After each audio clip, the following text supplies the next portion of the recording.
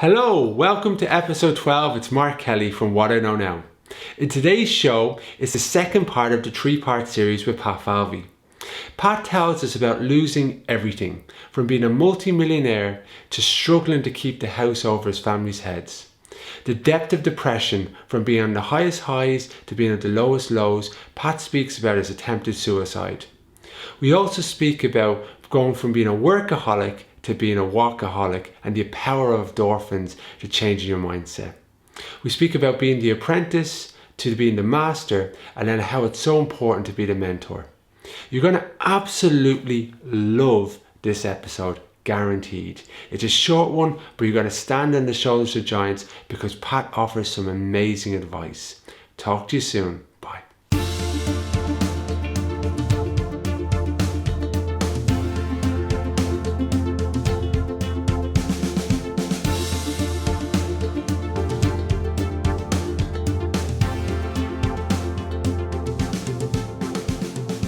I don't want to dwell on it too much, but when you became a millionaire and you achieved, goals that you never, you did imagine to achieve them, what was that like? Did you look at that bank statement? Did you suddenly feel, wow, this is incredible, or did it last long? What was that feeling like? Well, what happened is, initially it was, wow, I've achieved my goal, right? And this is a lesson I learned. And for anyone actually that's going to learn this lesson, right, okay, just take heed of it. Because sometimes unless you have another goal, right, and keep changing, you can lose everything, okay, right? Or you can go into depression, right? So when I reached my goal of millionaire status and I was doing very well, I sat back and I relaxed. I had reached my milestone. And this is what taught me now later, like I have about 98 milestones now achieved since this, right? But when I did at the time, I sat back and I relaxed. And I thought I had the Midas touch. Midas? I didn't even know who Midas was. And lo and behold, everything fell away.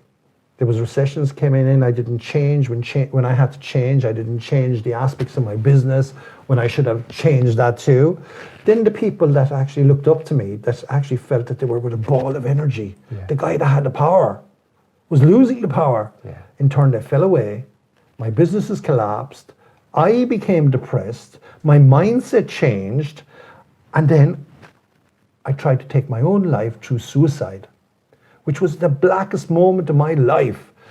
And when I finally realized, right, okay, on the day I tried to take my own life, to actually tell people, and I did, I started to actually reaffirm my positivity again. Because once I told my family, do you know what happened? One of the most important aspects of life is to find someone or find people that have your back. Yeah. And what they did is when they realized, they actually pushed me back up, and they said, and they got me into the frame of mind again, Pat, you're successful, you're a dreamer, you can do it.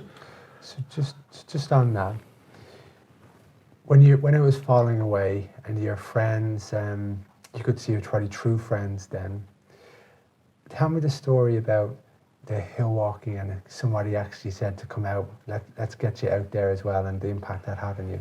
Well, it was phenomenal at the time. The bankers that were trying to put me down, right, okay, they in actual fact came behind me when I told them the story. Did they? Like, I went to the developers, right, okay, I had 600 sites at the time, and indeed one of my very good friends and mentors in the property development element called Owen Callan, he's just died actually in the last few days. They all came together and they said, we're not bidding on your land, because if we bid on your land, the personal guarantee your wife gave you would actually have you thrown out of your house. So they stood back and they said again, they said, we believe you, Pat, right, okay, come on, you can do it, get back up. And lo and behold, they gave me the positivity and the mental mindset that I would start again. So I started to actually, rebuild my business. But in between that, because I didn't want to go down the same track I went before, because I needed now more balance, one of my father's secretaries came into my office and said, would I go hill walking? Jesus, I was thinking to myself at the time, hill walking, I'm a walkaholic, I'm a workaholic, not a walkaholic, Where right? Where did you find the time? Where were I going to find the time? And all I was doing was sitting behind my desk looking at the phone, right? He got me out, and lo and behold, my life changed. The banks were trying to take me to court, to take our family home. I actually reenacted the endorphins. This was costing nothing, by the way, right? I got to the summit of a small peak. And like sometimes, like what happens if people are depressed, because it's the greatest illness in our country, in the Western world, believe it or not, is the greatest actually curse, to people today, is depression, right? Whether it's depression at work, at home, anything else. And a lot of the time, rather than taking Prozac or anything else like that, it can be an enacting of an endorphin, which is in your mind, that can actually click you out of it, and you're going again. And that's what happened to me. I got to the top of Carrantoul, Ireland's highest mountain, on the second climb, and I said to Val, and he said, what? Because I was excited. This was Carrantoul. This was my Everest. This was being the best that I could be over 2 climbs. And he said, what? I said, Val, I'm going to climb Mount Everest. Thought you were mad. Thought I was mad. And there's a picture here, right, okay, somewhere on the walls, that actually shows Val standing, here. And he said to me, years later, he said, Pat, the time you said you were going to climb Mount Everest? I said, yes, Val. He said, we all thought you were mad. You were crazy. And he said, you did it. And this is the thing about, saying what you want to do, right? Because not only are you affirming it to others, but you'll attract others to help. Of course, you're going to have distractors, right? Okay. But it also works in your subconscious. The journey, like, how was I going to climb Mount Everest? I went on an amazing journey in between. Like I climbed Carrantoul, I climbed Ben Nevis, I was over in the Alps, I went down to the Himalaya. Like I did about maybe 70, 80 other climbs in between. I did the training, I learned new skills, I became the apprentice, then I became the master, and here I was now. It was amazing. On top of the world. So when I recently spoke to Jerry Duffy, he had said, have the goal, have the vision of what you want to achieve, but respect this. And I said, well, respect, serve apprenticeships to get to that bigger goal. Did you have the mindset of Everest, I'm going to go and work off little smaller milestones to getting that, or is it just a case of you just went on a journey? Was it a conscious journey? Well, you see, I suppose I come from a background, I'm a bricklayer. And I was an apprentice. And then I became the master. So I knew from, no matter what I would ever set my mind to, and like I've had many milestones, 98 expedition milestones, probably about 30 business milestones, right? And I've had probably been involved in 8 different career changes, right? Each time I became the apprentice. Each time, because of my intent of actually learning the skills, I became the master. And on at least 7 of my careers now, I become the mentor. And that's actually what it's all about. Your journey through life and your milestones is about your apprenticeship. You become the apprentice. It's about learning to the best of your ability so you can become the master. And then when you're the master and when you're the head of the king of the castle, you can become the mentor. And that's exactly what we do in families. It's a journey. It's a journey. Before you had your child, you knew nothing about having a child. Hadn't a clue. You served your apprenticeship. Then your children grew up and you gave them the proper, things that you learned yourself, right? Okay, as being the master, and you gave them, their ethics, and you gave them their code of conduct, and they grew up. And then eventually what happens is, to you have become the mentor. Great way of looking at it. So way to look at it. What made you? I was thinking about it. You went on your journey to go and fulfill your passion, to actually leave the corporate world and go and be an explorer or an adventurer. Did you have any fear stopping you to do that? Or, because I was thinking about it on the train down, I was thinking, how did you just go for it? Or did you have that fear and just went for it anyway? Or did you just say, I know what I'm doing, no fear, I'm just going to go and live this life? Kind of like an explorer's life, quite literally. Yeah, well, I suppose I've been very lucky I had the business world as well, right? Okay. I usually have a number of goals, right? I have personal goals, right? I have business goals and I have family goals. Right. So like what I usually do is I write them all out, and like writing it down something is very, very important. Yeah. And visualizations, as you see here around my walls, is very important, right? But when I set myself a goal, like I was fascinated with Everest. So what I do is I actually pick up, I know it can be done. Let's put it that way. I know I can make 1 million. In actual fact, I know I could make 500 million. In actual fact, I know I could make 1 billion. Wow. Right? That's fact. And the reason why is someone else has done it. My grandmother said I'm as powerful as JFK. I believe it. Now, I might want to make 500 million. I might want to make 20 million. I might just want to make a good living. Yeah. And that's my Everest. Yeah. And you see, what really gets me is everybody has an Everest. It doesn't have to be, huge, right? But it has to be like your biggest dream, your biggest want, right? And loads of people are quite content. It just happens that I'm a challenged person. I love challenge, and I love testing myself to the ability that I can drive myself as far as possible. And along that way, and don't forget this, when you have big dreams, you can have sacrifice. Yeah. The question is that you really have to ask yourself, and when I had my dreams, right, okay, was I willing to pay the sacrifice? Because the sacrifice is actually the biggest fear. Yeah. You know what I mean? Like Inconvenience. if it's a case, like for instance, my successes has cost me a huge amount of stuff that I now look back on that I wish I didn't have to pay because I didn't have a balance. But my family was affected, right? Okay, my businesses were affected, like in one way or another. Now I pulled them all back together. But you know what that is? That's the journey.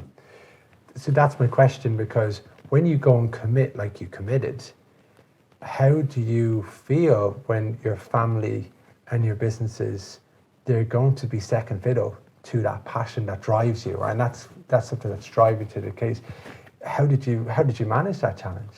Well, the first and foremost is something will always take over. If it's it's the hierarchy of your priorities. So if my family was my priority at the time, my main priority, then I probably would have focused more on that. Now, what I didn't have is I didn't have the balance at the time to have, 3 or 4 different goals, right? Yeah. In other words, I just prioritized them in one format. And it was because I came back from the verge of taking my own life, I thought that getting to the top of Everest would actually, solve all my ills and actually quench my my depression, right? Well, I was wrong. You know what I mean? I was completely wrong, what it did is I went out to find myself, and I did something absolutely amazing. And I think everybody that's trying to find themselves will find this. To find yourself, you have to lose yourself. And I lost myself. And lo and behold, my whole life goes up and, it's like having a storm, right? And then I was in there in the storm, and I was battling the storm for many years. And then I realized how I can overcome the storm. Yeah. And then I had more balance. And then I came back. And people say to me, Pat, I was illiterate till I was 30, by the way, as well. And I've written 5 books now, and I've produced. Wow, I didn't know that. Yeah. Yeah, you know what I mean? I had literacy problems, right? Okay, because education was never a big thing with me. But everything can be got over, right? Okay, when someone comes to me and say, they can't do something, it's, to me, a lot of the time, it's bull, right? You can do anything you want to do if it's a case you focus, give it its time, right? Okay, have the passion. And you need those things to be able to drive it, right? Okay, that's Choose not to do it. You just choose not to do it. You have choices. Yeah. And a lot of the time, everyone's got choices. Yeah, and sometimes within the choices, you have to have sacrifice. What I learned in the Himalaya, because I went to find myself, I lost myself, and believe it or not, after losing myself, I came back a better person. And in the books I write now, right, okay, what I've done is I've taken all the knowledge that I've had, and people say, oh, how long did it take you to write that book? And I'd say, a lifetime. Now, it doesn't take, what's in the book has taken a lifetime. So it's actually taken a lifetime to write all of this. And I'll still come out with books in the future, and I'm constantly learning, right? But all my books have taken a lifetime, or they've taken 10 years if I write about Everest. It's interesting because you talk about not being able to write or your literacy.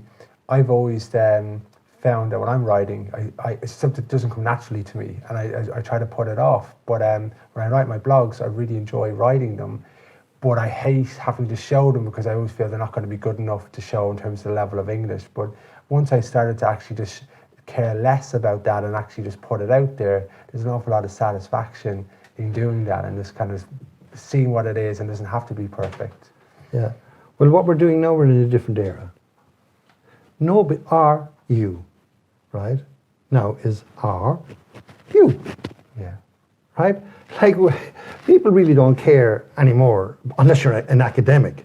You know, the biggest fault that I found was academia, right? And now I have gone back and learned, and I find education and stuff like this very, very important, right? Okay. And like, I'm constantly learning. I give myself 2 hours a day to watching videos, to, you know, learning from other people through the spoken and the watched words, right? Okay. And I find that, you know, if it's a case that we have been educated out of common sense. Yeah. Most things can be resolved through common sense and mentoring. Like, my grandmother could neither read nor write, but she was the biggest and the most common sense person that I knew. Yeah. And that's, you know, that's profound knowledge, right? It is, yeah. Profound knowledge, and you're actually applying that as well. Many thanks to Pat Falvey. I trust you found that talk provided by Pat as good as I did. You can subscribe to the podcast via iTunes or your podcast of choice. You can also find past episodes on the website www.wikn.co.